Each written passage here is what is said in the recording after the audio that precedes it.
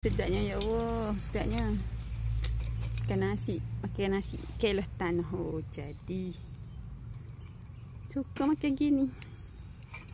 Kita sama kelos dengan mak kita. Yang mak kita sihat ni bolehlah main tanah. Tengok ni, kita nak makan tanah. Kita nak berkelah dengan mak kita. Bakar ikan, guna periuk bakar seberguna. Periuk ni boleh bawa ke mana-mana. Korang nak guna, nak pergi berkelah ke, nak pergi pantai, nak pergi mana, boleh bawa.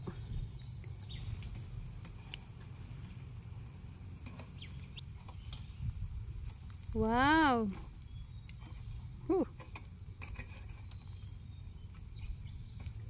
Dah, ikan bakar. Alamak, rentung.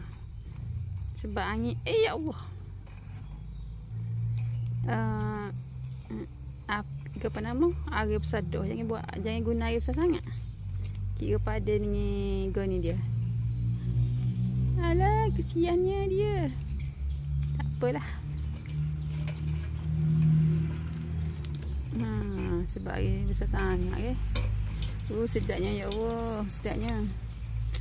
Makan nasi kelos tanah. Oh, jadi kita suka kelos gini, tanah makan-makan dengan mak kita. Senang je guna periuk BBQ, orang panggil tempat bakar BBQ ni. Masak dah. Mari ya, boleh makan dah. Ulek-ulek. Tak boleh buat cukup ke? Tak boleh. Ikan mana boleh. Sama belacan, sama tak ada belacan. Kita nak tambah pula ulek. Ulek pokok. Tengok ni. Ulek pucuk Ajinomoto. Adalah sikit kita tanam. Ni sawi kita. Tu ada juga. Kecil panah. Nak kutip pucuk Ajinomoto. Sedap pucuk ni. Rasa lemuk-lemuk.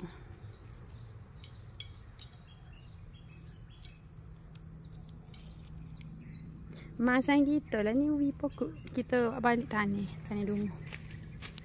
Dia bagi dia kerak-kerak.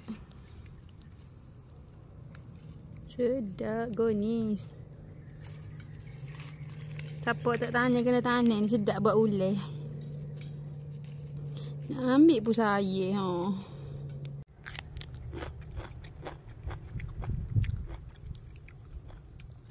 Tu dah tinggi kaki. Tak.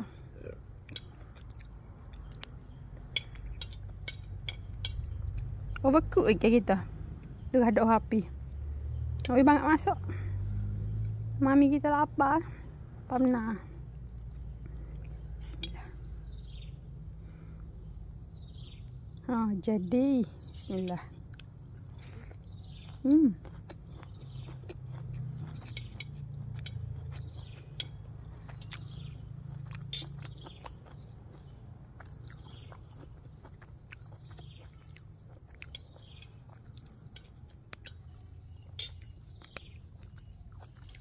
Ambil itu tu, buah tu, tak ya. Apa dia? Lekuk lagi itu tu. Mana? Mak lapik. Nak tak ngak ke apa? Engkau ni? Tak ni. Mak gerak boleh? Tak bayar.